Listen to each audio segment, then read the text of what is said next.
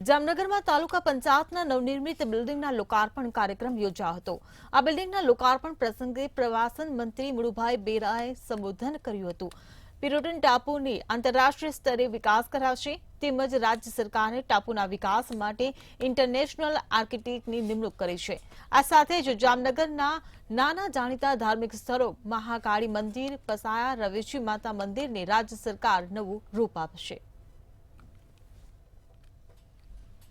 એ બધા પ્રવાસન સ્થળોનો આવનારા જે પ્રવાસીઓ છે એ પછી સ્થાનિક હોય ને નાનું પ્રવાસન સ્થળ હોય, ધાર્મિક હોય કે સમુદ્ર કિનારાનું કોઈ ઇકો ટુરિઝમ સાઇટ હોય કે પહાડ વિસ્તાર હોય કે જંગલ વિસ્તાર હોય, એવી ઘણી બધી કુદરતી સંપદાઓ આપણા જામનગર જિલ્લામાં છે।